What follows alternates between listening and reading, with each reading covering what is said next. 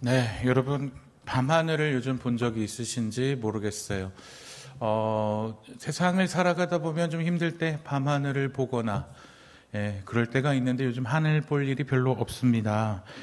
겨울에는 좀 밤에 하늘이 좀 더 잘 보이는 편인 것 같은데 사실 별이 요즘 없어졌다기보다는 공해로 인해서 가시거리가 짧아진 것도 있고 빛 공해가 심하죠. 그래서 별의 약한 불빛이 보이지 않는 것도 있습니다. 제가 겨울산에 올라간 적이 있었는데 하루 종일 등산을 하고 산장에서 하룻밤을 지내고 나서 다음날 새벽에 일찍 일어나서 설악산 대청봉으로 올라갔어요. 근데 올라가다가 산은 해가 빨리 뜨기 때문에 새벽 한 3시 반쯤에 일어나서 열심히 걸음을 재촉했습니다. 머리에 랜턴을 끼고 올라가는데 생각보다 많이 어둡지 않았어요. 왜 이렇게 어둡지 않을까 하고 하늘을 올려다보니까 이제 어마어마하게 많은 별들이 머리 위에 떠 있더라고요. 제가 그때 당시가 중학생 때였으니까 카메라가 지금처럼 좋지는 않았겠죠. 그래서 사진을 하나 갖고 왔는데 아마 별들이 쏟아진다라는 느낌이 저런 느낌이 아니었나라는 생각이 들었습니다. 눈에 담지 못할 만큼 어마어마한 별들이 쏟아지고 있었는데 그때 목도한 별의 위엄이 압도되었어요. 그때 깨닫게 되었죠. 별빛이 없어진 게 아니었구나. 단지 빛은 원래부터 그 자리에 있었는데 내가 알지 못했구나. 다른 빛들로 인해서 가리워져 있어서 얼마나 아름답고 예쁘게 빛나고 있는지 알지 못했구나 라는 것들을 알게 되었습니다. 하나님 천지를 창조하실 때 제일 먼저 만드신 것이 무엇이었습니까? 네, 자신감 있게 얘기해도 돼요. 하나님 가장 먼저 만드신 게 뭐였을까요? 네, 빛을 만드셨습니다. 창세기 1장 2절과 3절 말씀을 새번역 성경으로 준비했는데 제가 읽어드릴게요. 땅이 혼돈하고 공허하며 어둠이 깊음 위에 있고 하나님의 영은 물 위에 움직이고 계셨다. 하나님의 말씀하시기를 빛이 생겨라 하시니 빛이 생겼다. 네. 여기서 혼돈하고 공허하다는 말은 히브리어로 토후와 보후 이런 말을 사용하는데 헛되다, 황무하다 이런 뜻을 갖고 있어요. 그러니까 아무것도 없고 허전하고 비어있는 상태, 이것을 비어있는 상태라고 합니다. 보후라는 단어는 질서가 없는 상태를 보후라고 부릅니다.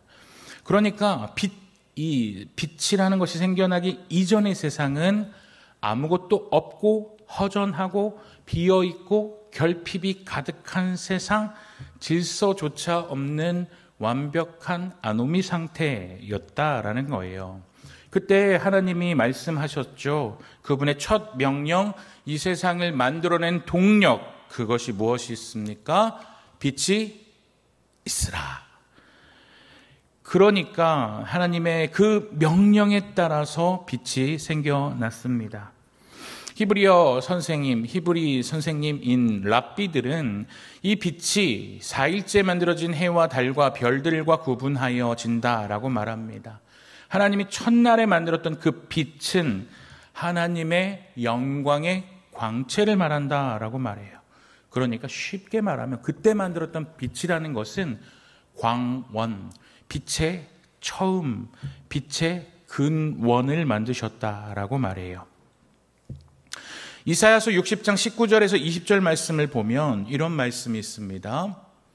다시는 낮의 해가 내 빛이 되지 아니하며 달도 내게 빛을 비추지 않을 것이요 오직 여호와가 내게 영원한 빛이 되며 내 하나님이 내 영광의 빛이 되리니 다시는 내 해가 지지 아니하며 내 달이 물러가지 아니할 것은 여호와가 내 영원한 빛이 되고 내 슬픔의 날이 끝날 것임이라.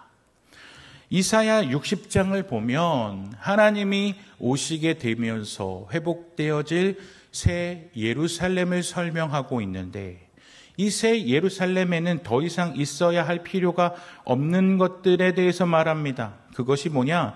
해와 달, 왜 필요가 없을까? 여호와가 영원한 빛이 되는 거야. 빛 자체이신 그분이 있기 때문에 더 이상 해와 달이 필요가 없는 거예요. 빛 자체, 빛의 근원이신 그분이 함께 하시기 때문에.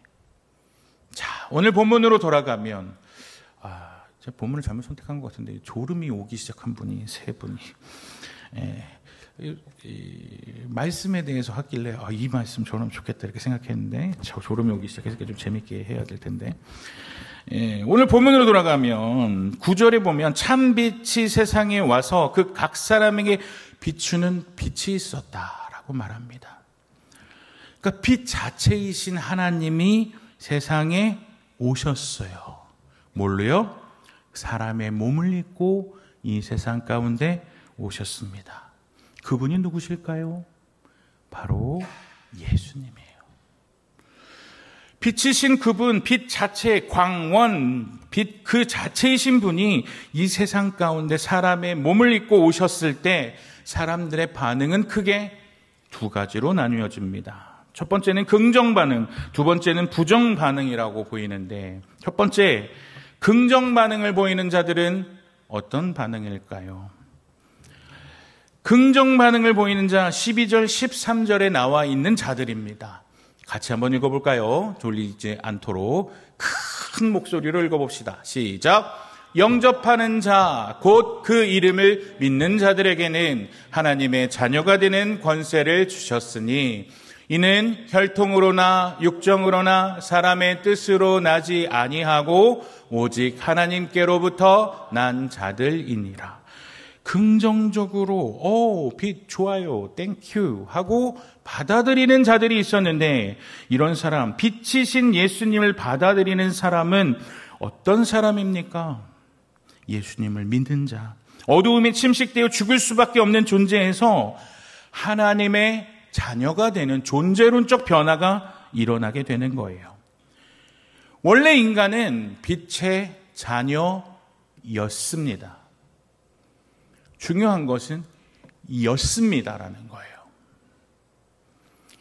이전에는 빛의 자녀였어요. 근데 이제는 빛의 자녀가 아니게 됐죠. 왜 빛의 자녀가 아니게 됐습니까? 평화 형제? 왜 빛의 자녀가 아니게 됐을까요? 죄를 졌으니까요. 맞아요. 원래는 하나님이 형상을 담게 거룩한 빛의 자녀였는데, 하나님이 먹지 말라고 정해놓은 과일을 먹었죠.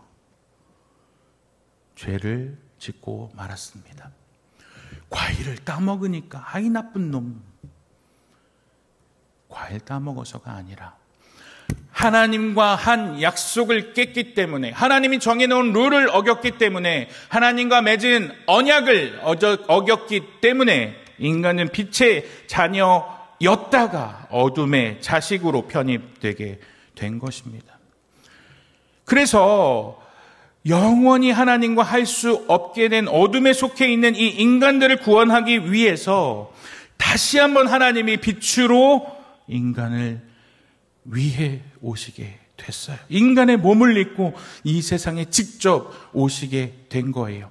그 빛을 웰컴 받아들이는 자는 다시 하나님의 자녀이신 분이 회복되어지고 다시금 영생을 얻는 특권을 얻게 됩니다.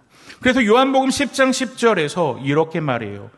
도둑이 오는 것은 도둑질하고 죽이고 멸망시키려는 것뿐이요, 내가 온 것은 양으로 생명을 얻게 하고 더 풍성히 얻게 하려는 것이다. 빛인 나를 믿는 자, 생명을 얻게 만들려고 내가 왔단다. 그러니까 날 믿어야지 라고 빛이신 예수님이 말씀하는 거예요. 더불어 영원한 생명은 그분은 알므로 얻어집니다.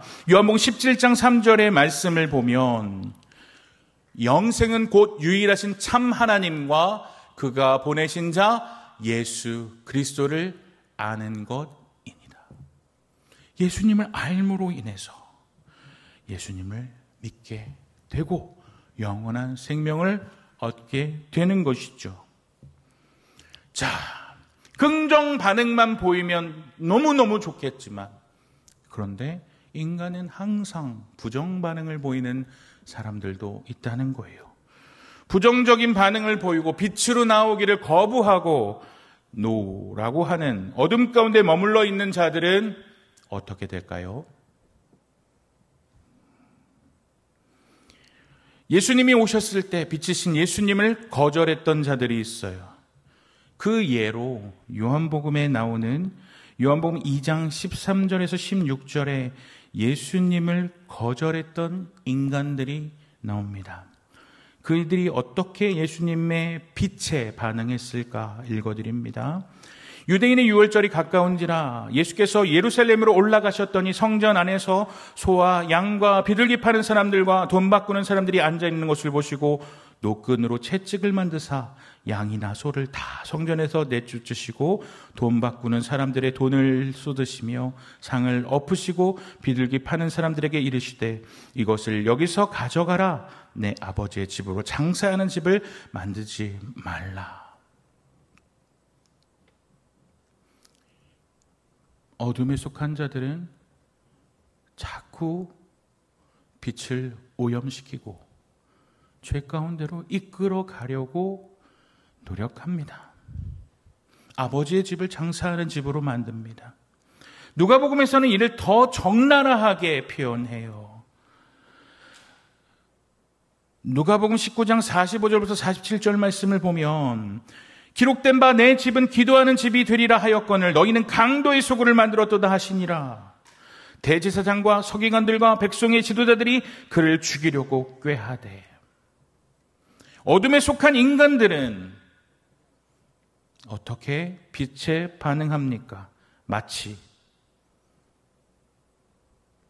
바퀴벌레가 빛이 들어오면 몸을 뒤집고 빛을 피해서 발버둥 치고 도망가고 빛이 탁 비추면 파파파박 흩어지는 것처럼 어둠에 속해 있는 자들은 빛을 견딜 수가 없습니다. 왜일까요? 빛 앞에 서면 자기들의 시커먼 죄가 다 드러나기 때문이에요. 예수님 당시의 종교 지도자들은 다 도둑놈이었고 다 자신들의 죄를 지적하기 때문에 자신들의 부끄러운 기득권을 조롱하는 예수님의 그 빛을 견디기 힘들어했습니다. 빛이 비쳤으면 예수님 죄송합니다. 제가 진짜 죄인이었군요. 회개하고 빛을 받아들이면서 자신의 죄인됨을 인정해야 되는데 그것을 하기 싫었던 그들이 바로 저 도둑놈 같은 거죠. 그래서 예수님을 회유합니다. 어둠 가운데로 이끌어드리려고 하는데 자신의 입맛에 맞는 존재가 아니고 될 수 없다는 것을 깨달은 순간 그들은 어떤 결정을 하게 되죠? 예수님을 십자가에 못 박아 죽여버리게 됩니다. 그런 그들의 모습을 요한복음 1장 10절에서 이렇게 묘사해요. 그가 세상에 계셨으며 세상은 그로 말미암아 지은 바 되었으되 세상은 그를 알지 못하였다. 빛이 세상에 왔고 세상이 그로부터 창조되었으므로 세상은 그를 인식하고 그를 영접해야 했어요. 그러나 세상은 그를 알지 못했습니다. 여기서 안다는 것은 단순히 지식적으로 인지하고 단순히 지식적으로 안다는 것을 경험하는데 사용할 때 쓰는 단어가 아니에요. 요한복음에 사용했던 안다라는 것은 믿는다와 동일하게 사용되는 거예요. 믿지 못했다는 거예요. 제대로 안다는 건 제대로 믿는다는 것을 전제합니다. 제대로 안다는 것은 믿지 않을 수 없기 때문이죠. 말씀이 육신이 되어 우리 가운데 거하심에 우리가 그의 영광을 보니 아버지의 독생자의 영광이요 은혜와 진리가 충만하더라. 그런 빛이 우리 가운데 거하셨어요. 신성을 가지신 예수님께서 우리 가운데 함께 하셨습니다. 이는 얼마나 놀라운 것인지 몰라요. 빌립보서 2장 6절에서 8절에 이렇게 예수님의 낮아지시고 빛이 인간의 몸을 입고 오신 것의 위대함을 이렇게 표현합니다. 빌립보서 2장 6절에서 8절 말씀 한번 보실까요? 한번 읽어보겠습니다. 시작. 그는 근본 하나님의 본체시나 하나님과 동등됨을 취할 것으로 여기지 아니하시고 오히려 자기를 비워 종의 형체를 가지사 사람들과 같이 되셨고 사람의 모양으로 나타나사 자기를 낮추시고 죽기까지 복종하셨으니 곧 십자가에 죽으심이라. 자기가 만든 세상에 창조주가 자기가 만든 피조물의 모습으로 오셨어요. 무엇이든지 할 수 있는 위대하시고 전능하신 분이 아무것도 할 수 없는 인간의 몸으로 낮아지셨어요. 그리고 죽기까지 복종하셨습니다. 자신의 죄를 부정하고 아직도 자기 마음대로 하고 싶어하는 인간들에 의해서 부정당하셨고 저주의 상징이신 십자가에서 죽으셨어요.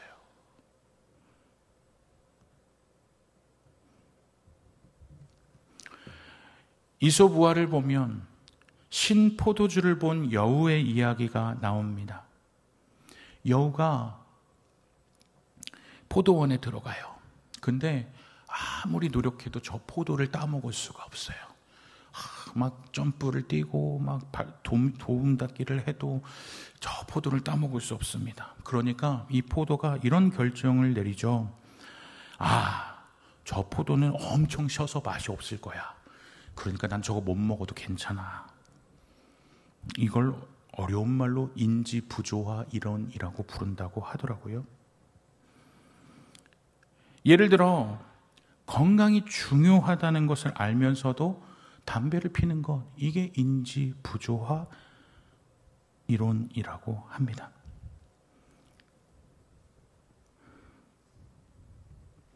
예수님을 부정하고 하나님의 아들을 부정하고 구원하기 위해서 자신의 아들을 보내신 사랑을 부정하는 인지부조화, 자신의 죄를 정당화하고 계속적으로 그 죄 가운데 거하는 나의 행동이 바로 이런 인지부조화의 행동이 아닙니까?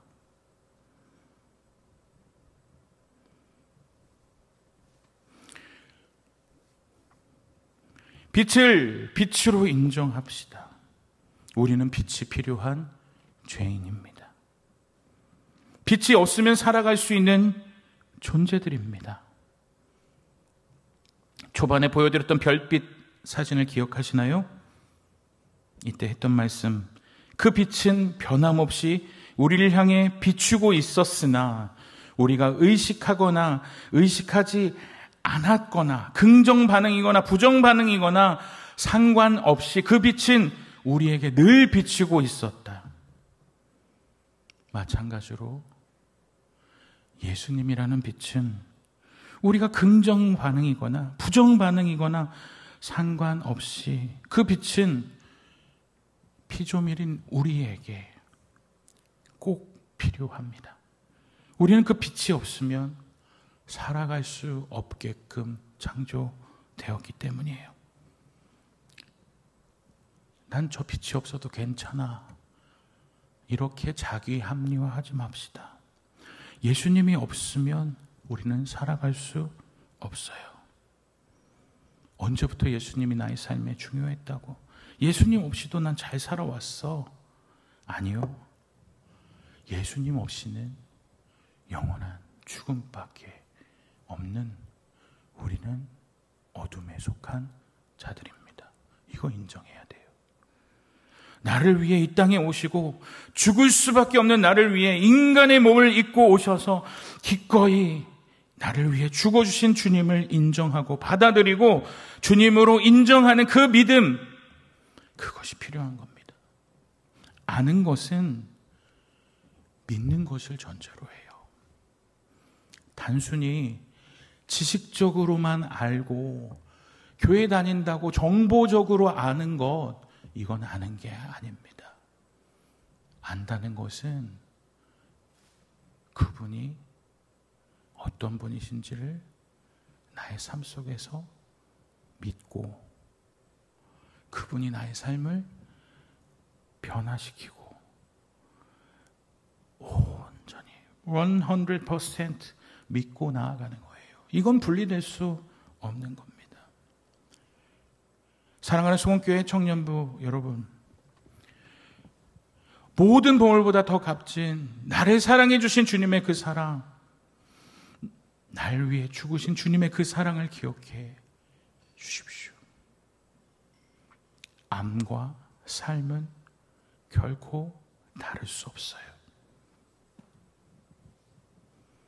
알아갈수록 삶이 깊어지고 더 영광을 올려드리는 삶을 살아가야 하고 말씀이 이끄는 삶을 살아가야 하는 것이 빛에 속한 사람의 당연한 삶의 모습입니다. 사랑하는 여러분, 우리는 빛에 속한 자들이고 날 위해 죽으신 예수 그리스도께서 어떻게 우리를 사랑하셨는지를 아는 자라면 우리 또한 주님을 향한 그 마음으로 날 위해 기꺼이 자신의 생명을 내어주셨던 주님의 그 빛을 받아들여 그 빛에 온전히 반응하는 모습으로 살아내야 하지 않겠습니까? 주님이 원하시는 그 모습이 여러분께 있기를 간절히 축복합니다. 아는 대로 살아내고 그 살아냄이 점점 더 깊어져 가고 매일매일 때로는 넘어지고 때로는 엎어질지 모르지만 내가 빛의 자녀라는 정체성을 잊지 아니하며 그럼에도 불구하고 빛을 향해 한 걸음 한 걸음 더디지만 주님이 원하시는 삶의 모습을 향해 한 걸음 한 걸음 나아가는 것, 그것이 우리의 바른 모습 아니겠습니까? 이 모습을 향해 이번 한 주간도 주님이 기뻐하시는 모습처럼 빛의 자녀답게 하나님의 구원받은 자녀의 정체성을 기억하면서 나의 삶으로 하나님께 영광 올려드리시는 사랑하는 여러분 되기를 주님의 이름으로 축복합니다. 우리 시간 찬양으로 하나님 앞에 결단하면서 나아가기 원합니다. 은혜로 날 보듬으시고 사랑으로 품어주셔도 내 마음 한 자락도 지키지 못하는 모습이 부끄럽지만 그럼에도 주님을 바라보고 그럼에도 주님의 마음을 알아가고 그럼에도 주님을 의지하며 주님이 기뻐하시는 모습대로 살아가기를 결단하오니 주여 나의 삶을 붙들어 달라고 우리 오늘 말씀을 붙들고 말씀을 기억하면서 함께 찬양하며 나아가도록 하겠습니다.